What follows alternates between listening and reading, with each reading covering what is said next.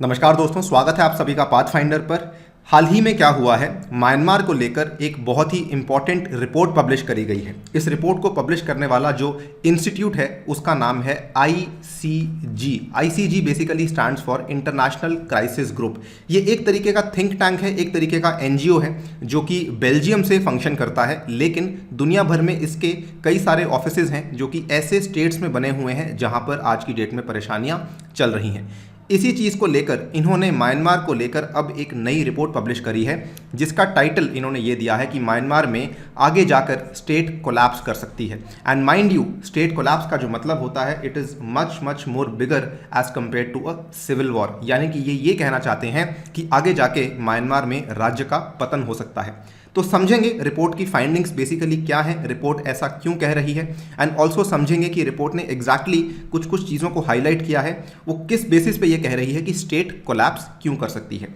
चलिए स्टार्ट करते हैं मेरे साथ। मेरा नाम है अनिरुद्ध। लेक्चर की पीडीएफ को यदि आप लोग डाउनलोड करना चाहते हैं तो यहाँ पर दिए गए टेलीग्राम चैनल के ऊपर से कर सकते हैं।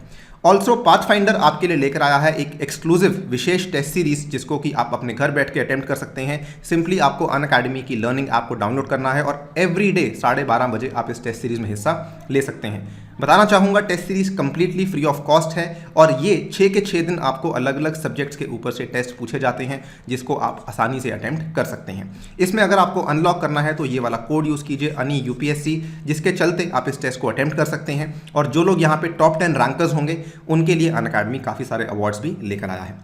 ऑल राइट, सो हम सभी जानते हैं कि 1 फरवरी को म्यांमार में हुआ था तख्ता पलट, जिसमें कि म्यांमार की जो डेमोक्रेटिक लीडर थी आंग सान सू की, इनको डिटेन कर लिया गया था, इनको हिरासत में ले लिया गया था और उसके बाद मिलिट्री जुंटा जिसको कहा जाता है, इन्होंने यहाँ पर पावर को कैप्चर कर लिया था।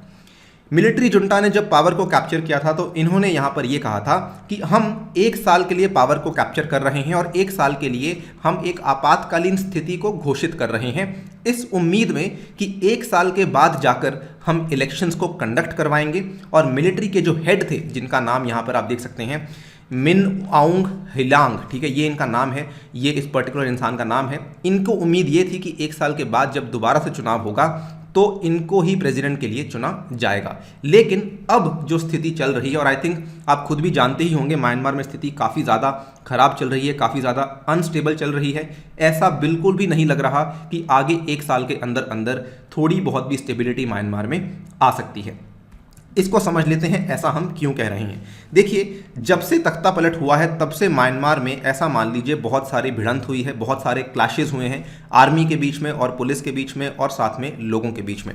ये आपके सामने 28 मार्च की ये न्यूज़ है और इसको घोषित किया गया था म्यांमार में आज तक का डेडलीस्ट डे, यानी कि सबसे ज़्यादा खराब दिन म्यांमार के लिए, क्योंकि एक दिन में आर्मी के द्वारा 114 लोगों को मार दिया गया था। इसमें कई सारी रिपोर्ट सामने आई जिसमें कि कुछ लोग ये कह रहे थे कि शायद 90 लोग मरे हैं, लेकिन क्राइसिस ग्रुप की जो ये रिपोर्ट है इसके अनुसार ये वाली जो फिगर है इट इज़ अप्रॉक्सीमेटली 158। ये वाला पूरा का पूरा इंसिडेंट 27 मार्च को हुआ था। हिंदुस्तान टाइम्स के द्वारा रिपोर्ट किया गया 28 मार्च को। केवल इतना ही नहीं, कई सारे जो ऐसे भिड़ंत हुए हैं इसके चलते अभी जो सामने फाइनल डेथ टोल आ रहा है और ये एवरीडे बढ़ रहा है। ये डेथ टोल आप यहाँ पे देख सकते हैं, अल जजीरा ने बताया कि death toll is almost up to 550, क्योंकि जो क्रैकडाउन है वो और भी ज़्यादा बढ़ रहा है। केवल इतना ही नहीं, एक वीडियो हमने भी बनाई थी इस चैनल के ऊपर जिसमें कि बताया था म्यांमार के द्वारा किस तरीके से एयर स्ट्राइक्स कंडक्ट करी गई हैं म्यांमार के साउथ ईस्टर्न इलाके में, और वो वाला जो इलाका था वहाँ पर एयर स्ट्राइक्स कंडक्ट करने के बाद लगभग 12,000 लोग ऐसे थे जो कि वहाँ पर डर के मारे थाईलैंड की तरफ भागना शुरू कर चुके थे। तो ये वाली प्रॉब्लम भी सामने आ रही है। इनफैक्ट इतना ही नहीं, और ये जस्ट आज सुबह सुबह ही न्यूज़ सामने आई है कि कई सारे सेलिब्रिटीज़ थे जो कि लोगों को सपोर्ट कर रहे थे, जो कि चाह रहे थे कि हम भी लोगों को सपोर्ट करेंगे प्रोटेस्ट में, लेकिन अब म्यांमार की मिलिट्री जनता ने उन सेलिब्रिटीज़ के ऊपर भी क्लैंप डाउन करना शुरू कर दिया है। कई सारे सेलिब्रिटीज़ को म्यांमार ऑलरेडी अरेस्ट भी कर चुकी है और ये जस्ट आज सुबह सुबह ही न्यूज़ सामने आई है। अगर बात करें रिपोर्ट बाय क्राइसिस ग्रुप की तो आप यहाँ पे देख सकते हैं, आप खुद चाहें तो जाके खुद भी इसको ऑनलाइन देख सकते हैं। काफ़ी बड़ी रिपोर्ट है, अप्रॉक्सीमेटली 6000 वर्ड्स की ये रिपोर्ट है जो कि हम आपके सामने बहुत ही ब्रीफ रूप में पेश कर रहे हैं।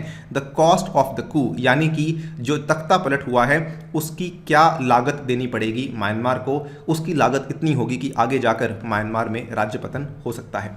जो रिपोर्ट है वो बेसिकली ये कहती है कि मिलिट्री जनरल्स जब इन्होंने पावर को संभाला था, इनकी उम्मीद ये थी कि ये आगे जाकर जो ट्रैपिंग्स ऑफ द स्टेट होंगी इनको ये कंट्रोल कर पाएंगे, यानी कि इनको उम्मीद ये थी कि छोटे मोटे प्रोटेस्ट होंगे उनको हम कैप्चर कर लेंगे, उनको हम नियंत्रित कर लेंगे।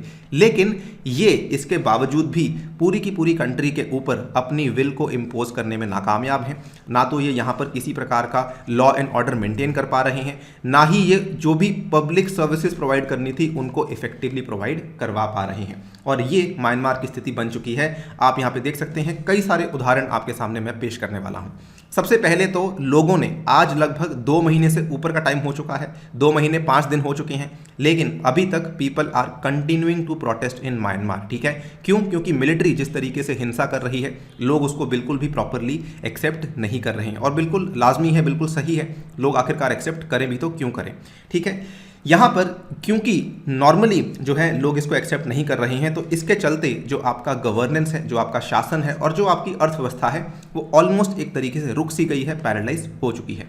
बेसिक फंक्शन से मतलब क्या है? लोकल एडमिनिस्ट्रेशन हो, पब्लिक हॉस्पिटल्स हो, बैंकिंग सिस्टम्स हो, पोर्ट्स हो, बंदरगाह हो, रोड रेल ट्रांसपोर्ट हो, हर तरह की चीज़ एक तरह से म्यांमार में रुक चुकी है। और इसी चीज़ को आप ऐसा समझ सकते हैं, दिस इज़ एन आप ऐसे समझ लीजिए कि ये एक तरीके का आगाज़ है कि किस तरीके से आगे जाके स्टेट कोलैप्स होने वाली है।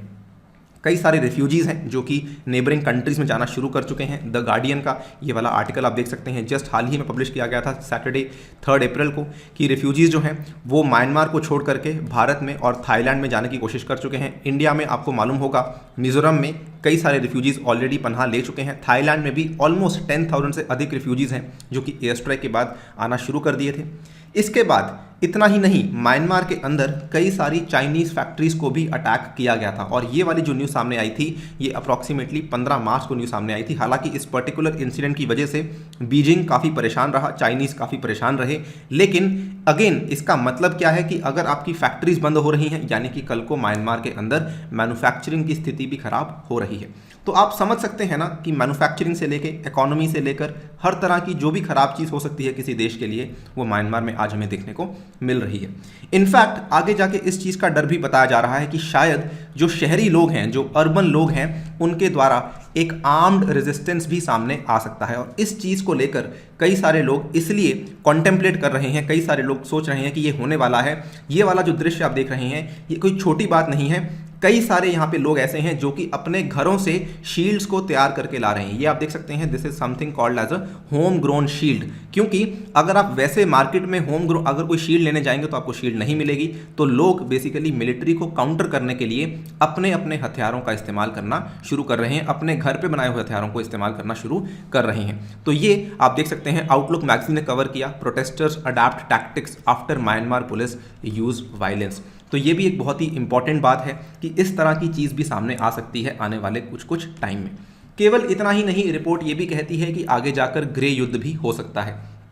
पूरे के पूरे राज्य पतन में एक बहुत ही छोटा सा कंपोनेंट होगा गृह युद्ध का, और ये गृह युद्ध इसलिए हो सकता है बिकॉज म्यांमार में कई सारे ऐसे ग्रुप्स हैं जो कि आज भी फंक्शन करते हैं, कई सारे ऐसे एथनिक ग्रुप्स हैं जो कि आज भी फंक्शन करते हैं, जो कि म्यांमार की आर्मी से बिल्कुल भी खुश नहीं है। और इन सब चीज़ों के चलते आप यहाँ पर देख सकते हैं यूएन के कुछ अधिकारी हैं, उन्होंने भी चेतावनी दी है कि म्यांमार में आगे जाकर सिविल वॉर हो सकती है। ये वाली न्यूज़ अभी अभी जस्ट 3-4 दिन पहले ही आई है।